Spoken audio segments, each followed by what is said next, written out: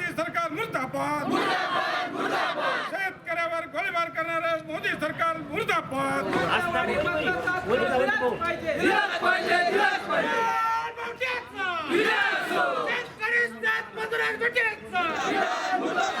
लोकशाहीचा गळा घोटणारं केंद्र सरकार मुर्दाबाद, शेतकऱ्यांच्या शेतीमालाला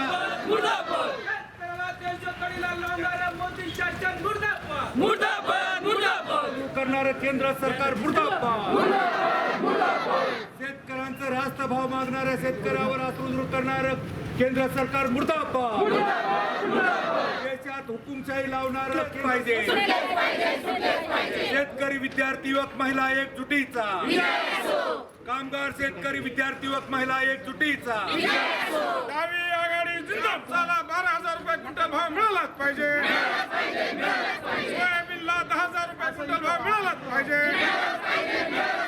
डावी आघाडीच्या वतीने जे आहे ते देशव्यापी आंदोलन आज उभारण्यात आलेलं आहे। त्याचा पडसाद म्हणून बीडचे सुद्धा असंच आंदोलन उभारण्यात आलेलं आहे। आज आंदोलक आपल्या सोबत आहेत, नेमक्या त्यांच्या मागण्या काय जाणून घेणार आहोत। काय मागण्यात आज आपण आंदोलन उभारलेलं आहे? आज प्रामुख्यानं देशपातळीवरती संयुक्त किसान कामगार मोर्चाच्या वतीनं ज्या पद्धतीनं या देशातल्या केंद्र सरकारने कामगार शेतकरी विद्यार्थी युवकांच्या विरोधी धोरणं राबवलेली आहेत, या धोरणांचा विरोध करण्यासाठी म्हणून आज देशपातळीवरती ग्रामीण बंद आणि अशा प्रकारचे धरणं आणि निदर्शनाचा कार्यक्रम जाहीर केलेला आहे।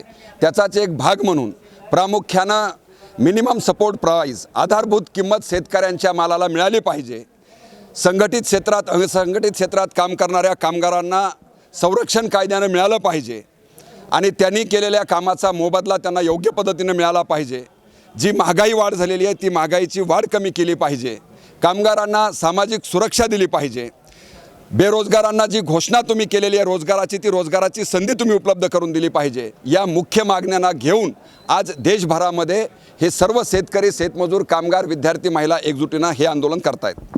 मात्र सरकार जे आहे ते सर्वांच्या सोबत असल्याचं सरकारनं म्हटलेलं आहे, तरी पण तुम्हाला आंदोलन करण्याची वेळ येते, कसं? आता ह्या अशा महाराष्ट्रातल्या अशा गेल्या 10 तारखेपासून आंदोलन करतायत। ठाण्याला त्या उपोषणाला मुख्यमंत्र्याच्या वाढदिवसाला शुभेच्छा देण्यासाठी गेल्या होत्या। त्यांना 7,000 आणि 10,000ची वाढ केलेली आहे, परंतु त्यांचा GR आतापर्यंत निघालेला नाही। आता 10 तारखेपासून अशा आझाद मैदानावर उपोषणाला बसलेले आहेत, आणखी त्याच्याबद्दल निर्णय घेतलेला नाही। सरकार एक वेळेला निर्णय घेत आहे, मात्र त्या निर्णयाची अंमलबजावणी करत नाही। कामगाराच्या बाबतीत खाजगीकरण चालू केलेलं आहे, कारखान्याला बाहेर वाटेल त्यावेळेला काढून टाकण्याची परवानगी मिळालेली आहे। म्हणजे हे सरकार खाजगीकरण करून उद्या चालून जरी समजा आरक्षण झालं तरी आरक्षणाचा काहीही उपयोग होणार नाही, कारण खाजगी कारखाने ते आरक्षण लागू करणार नाहीत। जिकडं तिकडे कंत्राटी नोकऱ्या चालू आहेत आणि या कंत्राटी नोकऱ्यामध्ये आरक्षण कुठंही लागू होत नाही। याही गोष्टीचा आम्ही निषेध करण्यासाठी या ठिकाणी पुढची भूमिका काय असणार आहे आपली?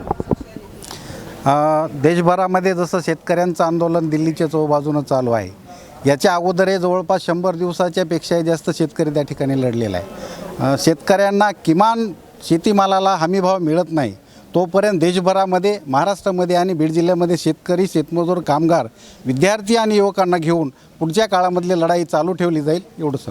कॅमेरा पर्सन संजीव रायसह सुकेश नायकवाडे, टाइम्स ऑफ मराठी, बीड।